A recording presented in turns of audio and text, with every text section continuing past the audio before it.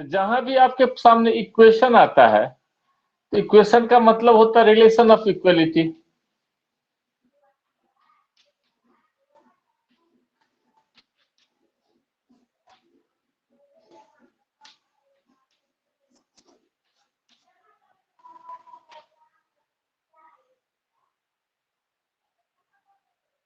ये होता है यस ना। सर। अब yes relation sir. Of equality जो है यानी ये सिंबल जहां लगा हुआ हो, अब यहाँ ये सिंबल लगा हुआ तो इसका मतलब जो है ये relation of equality to parallel line segment जो है रिलेशन ऑफ इक्वलिटी को डिनोट करता है। तो जरूरी नहीं है कि ये जहां ये सिंबल लगा रहेगा वो इक्वेशन ही होगा। जैसे आपके सामने यस आता सर। है sine square theta plus cos square theta equals 1, और दूसरा आता है sign theta plus cos theta equal 1।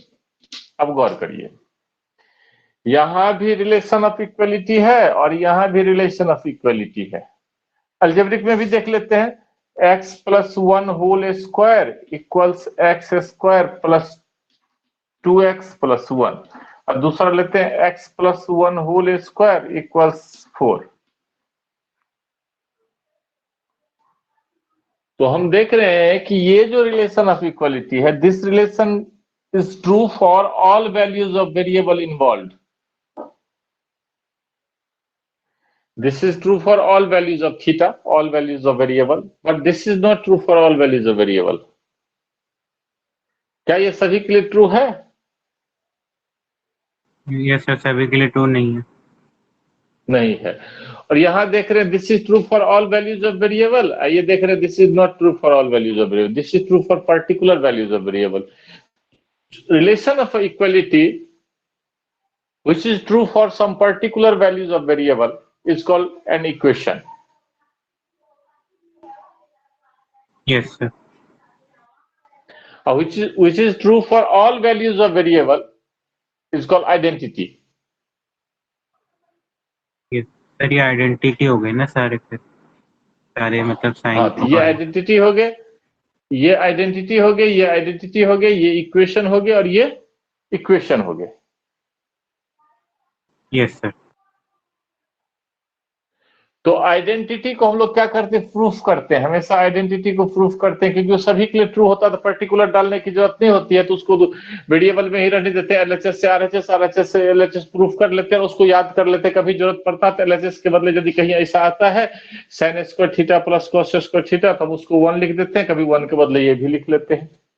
x plus 1 whole square के बदले x square plus 2x plus 1 भी लिख देते हैं, जब जरूरत पड़ता है इसके बदले हम ये भी लिख देते हैं, एक दूसरे के बदले रिप्लेस करते थे। लेकिन कभी भी sign theta plus cos theta का वैल्यू 1 नहीं रिप्लेस करते हैं, कभी x प्लस 1 होल स्क्वायर के बराबर 4 रिप्लेस नहीं करते हैं। गौर करिए, तो आइडेंटिटी क्या है कि true for all values of variable है, इसलिए आइडेंटिटी को हम लोग क्या करते हैं कि कहीं भी जो है एलएचएस आरएचएस दोनों, चूंकि थीटा का कुछ भी वैल्यू रखते हैं तो ट्रू होता है, तो हम बैठा देते हैं। लेकिन इसको हम नहीं बैठा पाते थे, इसको क्या करते हैं, ये इक्वेशन जो बन रहा है जो which is true for some particular values of variable, कुछ खास मानों के लिए सत्य है, तो उसमें से हम उस खास मान को इवेल्यूट, खास मान को निकालते हैं। यानी इक्वेशन सॉल्व करने का मतलब होता है इक्वेशन को हम सॉल्व करते हैं, आइडेंटिटी को सॉल्व नहीं करते हैं। और क्या है, इक्वेशन यस को सर। सॉल्व करते हैं। इक्वेशन को सॉल्व करने का क्या मतलब होता है, इक्वेशन को सॉल्व करने का मतलब होता है उसमें जो वेरिएबल इन्वॉल्व है उस वेरिएबल का वो वैल्यू निकालना for which that relation is true. Yes sir. जैसे यहां हम कहते हैं कि x इक्वल्स 1 रखते हैं तो ये रिलेशन ट्रू हो जाता है, x इक्वल्स -3 रखते हैं तो ये रिलेशन ट्रू हो जाता है। तो हमको इक्वेशन सॉल्व करने का मतलब होता है कि उस वैल्यूज को निकालना, एक हो या एक से अधिक हो, उस वैल्यूज को निकालना जिसके लिए रिलेशन ट्रू हो। ये सभी के लिए ट्रू होगा ही नहीं, इसलिए कुछ खास के लिए, जिस खास के लिए ट्रू होगा इस खास का वैल्यू निकालना ही इक्वेशन सॉल्व करना है। तो कहीं भी हो सकता है ये इक्वेशन, अलजेब्रा में भी हो सकता है, ट्रिग्नोमेट्री में भी हो सकता है और अदर ब्रांचेज में भी हो सकता है, राजनीति में भी होता है समीकरण। ये पार्टी इस पार्टी के साथ राजनीतिक समीकरण बन रहा, न्यूज देखते होंगे तो देखते होंगे, इक्वेशन का हिंदी होता है समीकरण, ठीक है। तो इक्वेशन का हिंदी होता है समीकरण, इक्वल वर्ड से बना हुआ है, देख सकते हैं आप, इक्वल से बना हुआ इक्वेशन। तो इसका Yes, हिंदी sir. होता है समीकरण। समीकरण ये कंडीशन के हिसाब से होता है। और एक होता है आइडेंटिटी, इसका हिंदी होता है सर्व समीका। ये सभी जगह समान किए हुए थे, ऑलरेडी वेरीफाइड होते हैं, जैसे sin square theta plus cos square theta सभी जगह समान किए हुए हैं। गौर कर रहे हैं? Yes, sir. ठीक है, सब जगह समान किया हुआ है।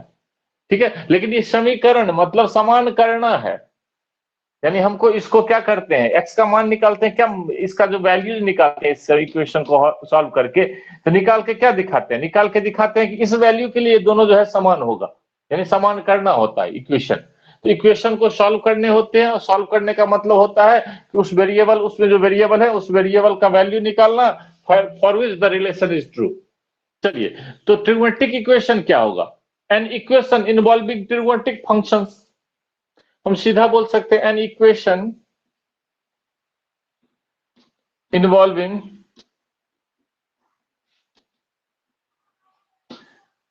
p function relation of equality involving. आपको जो है सो जैसे हो गया साइन, अभी लिखे थे sign theta plus cos theta equal लिखे थे 1। गौर करिए, हम थीटा इक्वल यदि π/2 सेटिस्फाई कर गया, ये वैल्यू सेटिस्फाई किया। लेकिन ट्रिगोनोमेट्रिक फंक्शन पीरियोडिक फंक्शन है। Yes, sir. तो ट्रिगोनोमेट्रिक फंक्शन पीरियोडिक फंक्शन है, तो एक ही सिर्फ π/2 भी नहीं, इसमें और भी वैल्यू जाएंगे, क्योंकि वैल्यू तो रिपीट करता है यहाँ। Yes, sir. तो वैल्यू रिपीट करता है। अब दो तरह के सॉल्यूशन होंगे, एक जनरल सॉल्यूशन होंगे, प्रिंसिपल Yes, सॉल्यूशन। sir. एक प्रिंसिपल सॉल्यूशन होंगे, दूसरा होगा जनरल सॉल्यूशन। तो जनरल सॉल्यूशन क्या होगा, चूंकि यहाँ नंबर ऑफ रोटेशन पर जो है सो वैल्यू रिपीट करता है, तो n के टर्म से होगा, नंबर ऑफ रोटेशन n के टर्म से होगा, और दूसरा पर्टिकुलर सॉल्यूशन में n नहीं होगा, यही होगा। Clear? Principal solution. Yes, sir. तो हमको देखना है कि मतलब, लेकिन किसी भी इक्वेशन को सॉल्व करने से पहले कुछ उसके बेसिक इक्वेशंस को हमको ध्यान रखना होता है। कुछ बेसिक, जैसे कि हम क्या करते हैं कि आपको एक क्वाड्रेटिक इक्वेशन देता है x² - 5x + 6 = 0, तो आप 2 × x - 3 कर लेते हो, और उसके बाद नेक्स्ट स्टेप में जो है इसको भी 0 के इक्वल करते हो, और इसको भी 0 के इक्वल करते हो। अब इसके बाद ऐसा क्यों करते हैं, यहाँ कॉन्सेप्ट है कि यदि दो नंबर, ये क्या है, रियल नंबर है, ये भी रियल नंबर है, ये भी रियल नंबर है, ऐसा यदि हम करते हैं तो क्यों करते हैं, उसका वजह है कि दो नंबर का यदि प्रोडक्ट 0 हो रहा है, तो उसमें से कोई ना कोई एक 0 होगा ही, या दोनों 0 होगा।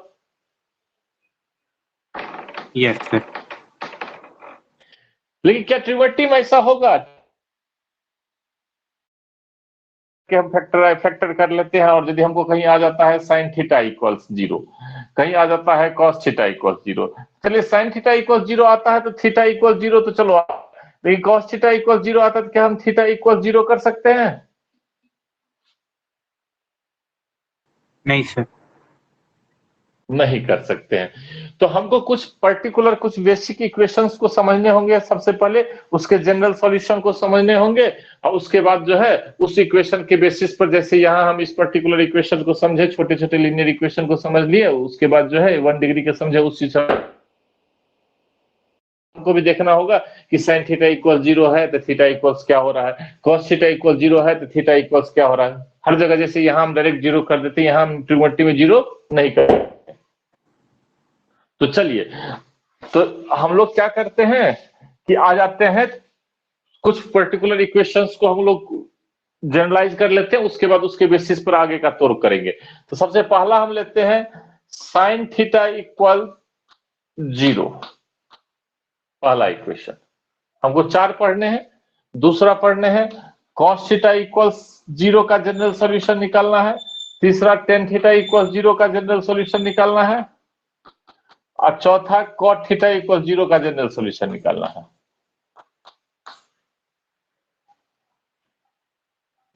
Yes, sir. हम sec थीटा इक्वल 0 का जनरल सॉल्यूशन निकाल सकते हैं। sec थीटा का वैल्यू 0 नहीं होता है कभी। ये सर, है ना? ये sec सर, थीटा का वैल्यू, माइनस sec थीटा का इंफिनिटी से ग्राफ कैसे माइनस होता है? या तो ऊपर से चला जाता है या नीचे से आता है। तो ये sec थीटा का भी 0 नहीं होता, इसलिए हम 4 ही 0 वाला केस में 4 ही इक्वेशन आएंगे हमारे सामने।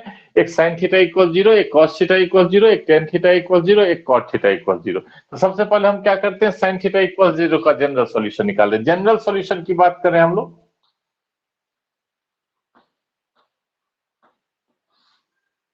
तो चलिए हम यदि sin थीटा इक्वल 0 करते हैं, तो चलो sin थीटा जब भी आया, ट्रिग्नोमेट्रिक फंक्शन आया, तो हमारे सामने यूनिट सर्कल आ गया।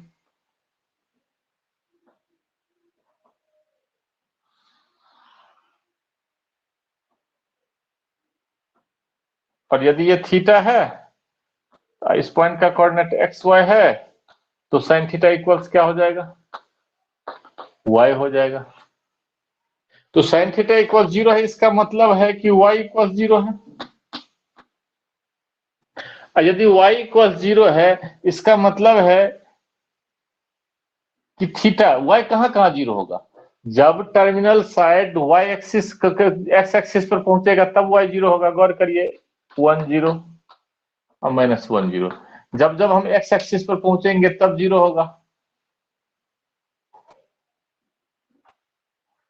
गौर करें, या तो हम इस x एक्सिस के साथ कोइंसाइड करें, या x नेगेटिव x, यानी x एक्सिस के साथ जब कोइंसाइड करेंगे तभी y 0 होगा, बाकी किसी केस में y 0 हो रहा है। इसको लिखना चाहें तो लिख सकते हैं, y equal to 0 which is possible, which is possible only when terminal side of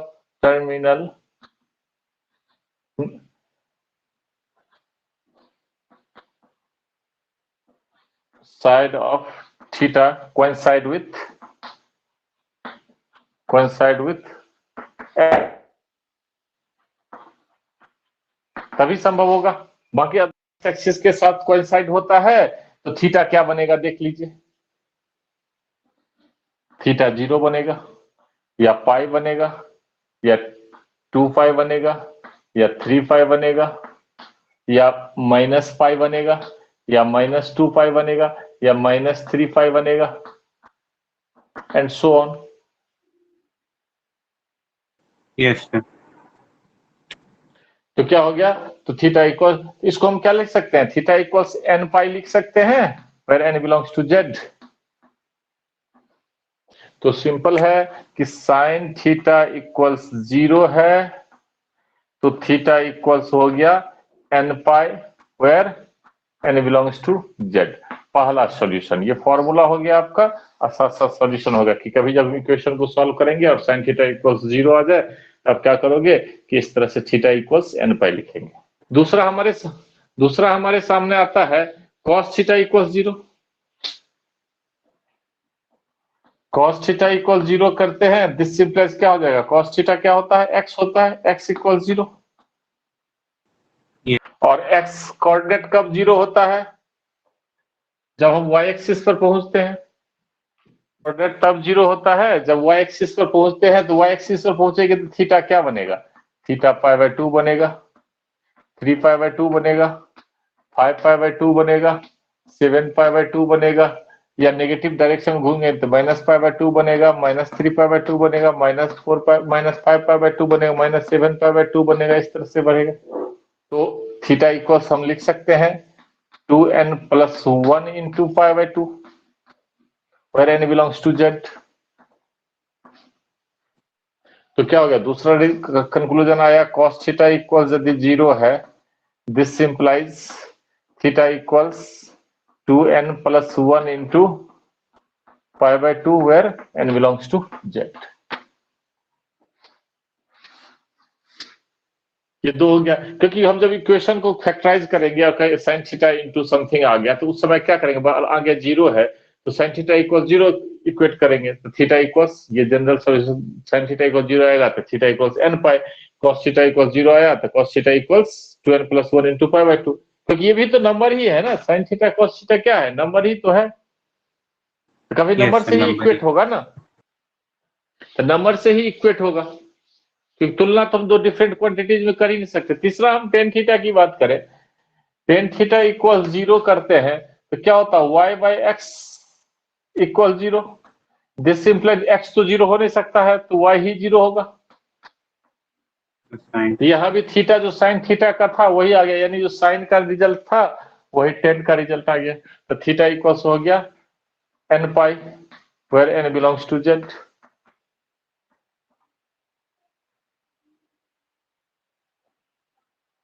yes sir. और cot थीटा की बात करते हैं, उल्टा हो जाएगा, cot कॉस थीटा का की हो बात जाएगा। करते हैं तो cos का हो जाएगा, इक्वल 0 करते हैं तो x अपॉन वाई इक्वल 0, तो अब डिनोमिनेटर तो 0 होगा नहीं, इसका मतलब x बराबर 0 हो गया, तो थीटा बराबर हो गया 2n plus 1 into pi by 2, यानी जहां cos और cot एक जैसा, जनरल सॉल्यूशन थीटा इक्वल 0 का साइन और टेन का सेम है, और cos और cot का सेम है, और सेक को सेक तो कभी 0 हो ही नहीं सकता है, इसलिए उसको छोड़ ही यस सर। दीजिए। तो ये हो गया 4 सॉल्यूशन है, जनरल सॉल्यूशन। अब हमारे पास दूसरा केस आ सकता है, साइन थीटा किसके इक्वल हो सकता है, साइन थीटा किसी नंबर के इक्वल हो सकता है।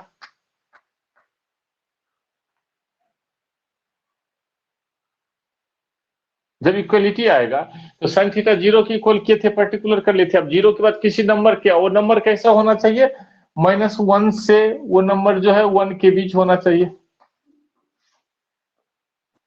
कहीं आप सॉल्व कर रहे हो, साइन थीटा -1/2 इक्वल 0 आ गया सपोज करो, तो अब क्या करोगे, साइन थीटा इक्वल्स 1/2 लिखोगे।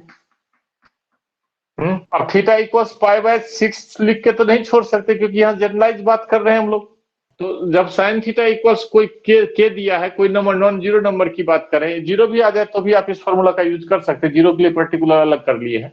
तो हम ऐसा करते हैं कि इसको सॉल्व करने के लिए मान लेते हैं के इक्वल्स, मान लेते हैं साइन अल्फा, कुछ तो वैल्यू होगा इसका, तो हम हमारे पास आया साइन थीटा में बड़ा इक्वल्स हो गया साइन अल्फा। यदि एक साइड कर लें sine theta minus sign alpha equal 0, तो इसका क्या होगा फॉर्मूला, 2 ना 2 cos 2 cos theta plus alpha upon 2 फिर इंटू वही साइन माइनस हो जाएगा। Theta minus alpha upon 2। Yes sir. तो आइदर दिस 0 और दिस 0, 2 तो 0 होने से रहा, यस हम सर। क्या करते हैं cos theta plus alpha upon 2 equals 0 करते हैं, तो हमारे सामने निकलता है theta plus alpha upon 2 equals 2n plus 1 into pi by 2।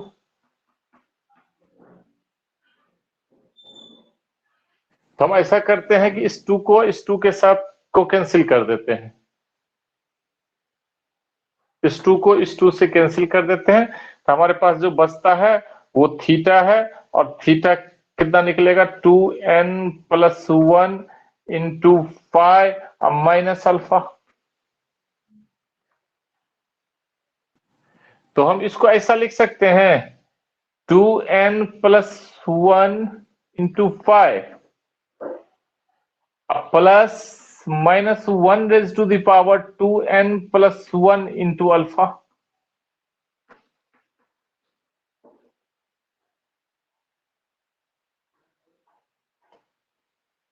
इसमें -1 ऐड कर दिया है क्या सर? नहीं, अच्छा ये नहीं, सर आ यहाँ गया सर। माइनस साइन, ये सर आ माइनस गया। साइन था ना, इसको क्या करें, क्योंकि हमको तो उससे क्या यस हो जाएगा, सर। यहाँ और यहाँ एक जैसा मिल रहा है, देख रहे हैं, यानी odd odd number odd integer into pi plus -1 raise to the power odd into alpha, theta equals निकला। ये अब सर आ गया दूसरे सर। केस को करके देखते हैं, दूसरे केस को करते हैं तो क्या हो जाएगा, sine theta minus alpha upon 2 equal 0 हो रहा है, this implies theta minus alpha upon 2 equals n pi, this implies theta minus alpha equals 2n pi. This implies theta equals 2n pi अब प्लस अल्फा, जिसको हम लिख देते हैं 2n pi अब plus minus 1 raise to the power 2n into alpha. Plus था ना, इसमें प्लस हो रहा था ना, तो माइनस 1 का पावर यदि इवन इंटीजर है यस तो सर, आगे पॉजिटिव वैल्यू समझ गए। देगा।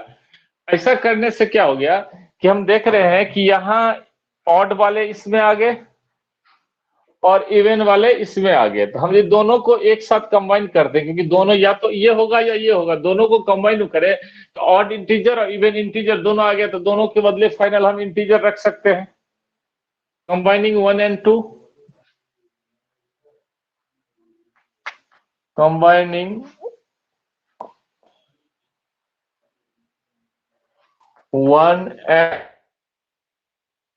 हम ऐसा लिख सकते हैं n pi plus minus 1 raise to the power n into alpha.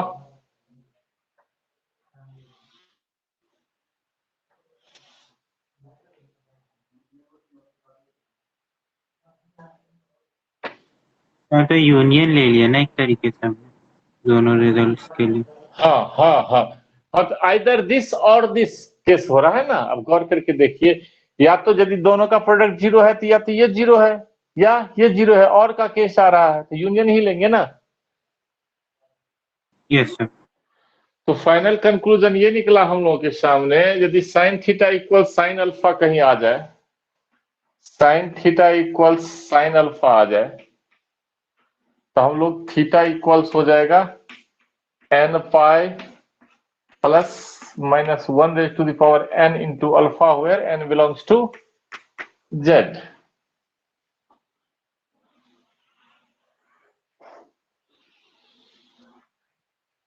ये अब जैसे अभी क्वेश्चन डाले थे हम कि साइन थीटा इक्वल्स आ गया आपका, साइन थीटा इक्वल्स आ गया आपका 1/2, इसको हम लिख लेते हैं साइन 5/6।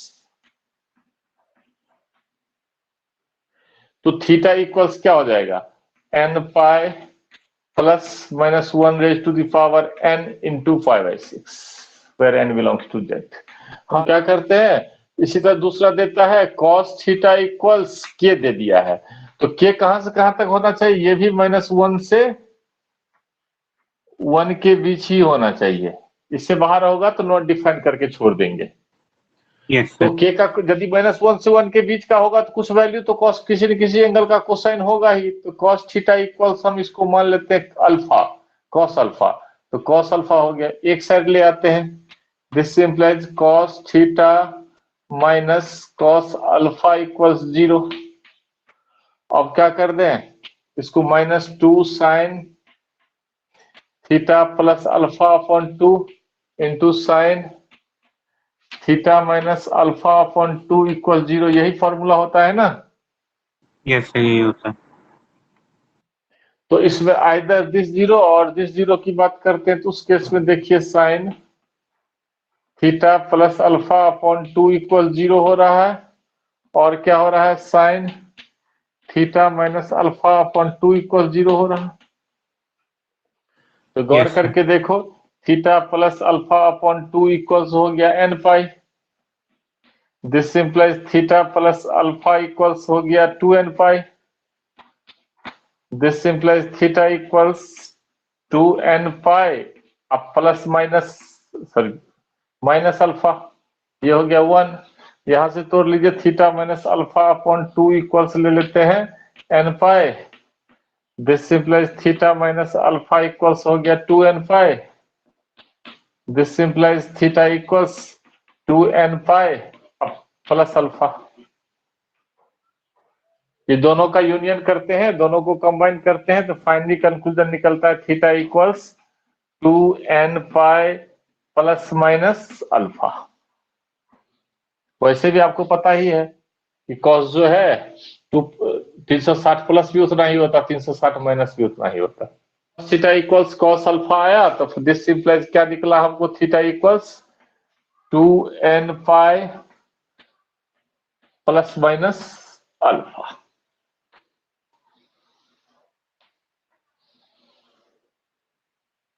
तीसरा हमारे सामने आता है, वैसे भी आप देख लो वैसे भी आप देख लो कि मतलब जो है सो यदि कोई एंगल थीटा है हमारे सामने, तो सर्कल बना लेते हैं।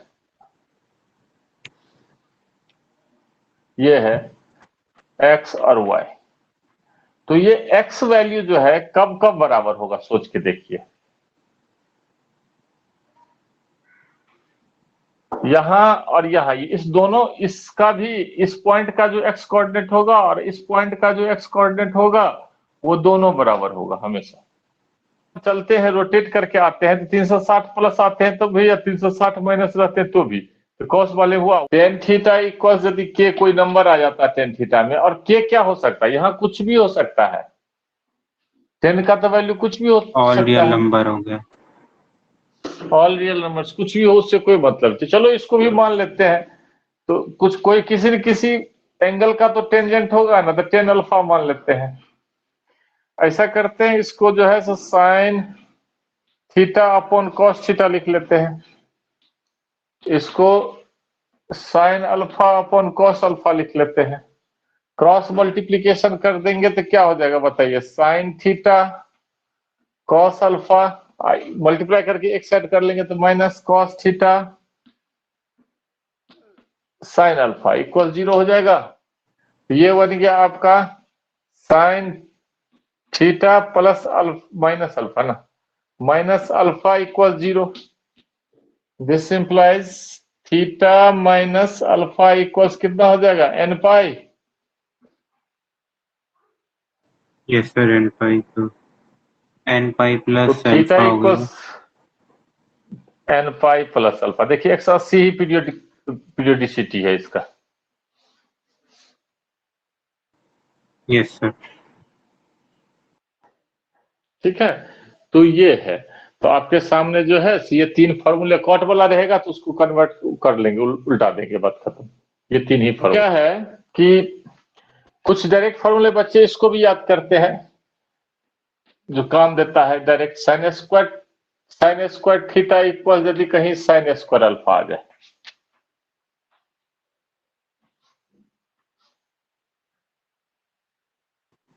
तो क्या हो जाएगा, इसको हम ऐसा लिख सकते हैं, 1 माइनस कॉस 2 थीटा अपॉन 2, और 1 minus cos 2 alpha upon 2, 2 cancel हो गया, जिसमें cos 2 theta equals cos 2 alpha हुआ। दिस इंप्लाइज 2 थीटा इक्वल्स हो गया 2n पाई प्लस माइनस कितना, 2 alpha. This implies theta equals n pi plus minus alpha.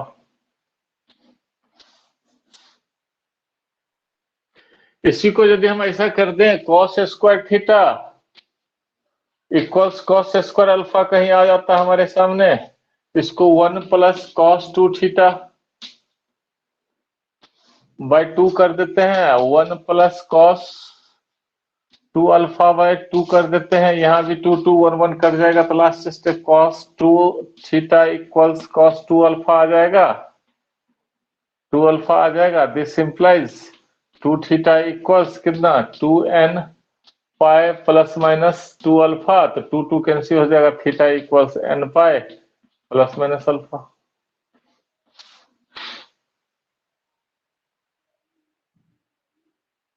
दोनों में सेम आ यस गया, सर, गौर करिए। यस सर, सेम आएगा। यही यदि आपको 10 वाला दे दिया, 10 square theta equals 10 square alpha, तो क्या करेंगे, इसको हम ऐसा लिख लेंगे, sec square theta equal minus 1 equals sec square alpha minus 1 minus one cut गया, इसको हम लिख देंगे 1 by cos square theta equals 1 by cos square alpha.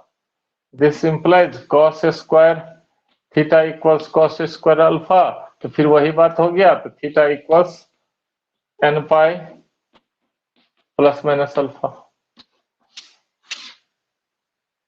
तो सब में सारे सेम आया स्क्वायर आंसर। फंक्शन का सेम हो गया ना सर? हाँ हाँ, सेम आ गया, n pi plus minus alpha. तो इसको भी ध्यान रख लीजिए, बस इतने ही फॉर्मूले को ध्यान रखने हैं और क्वेश्चन बनाने हैं।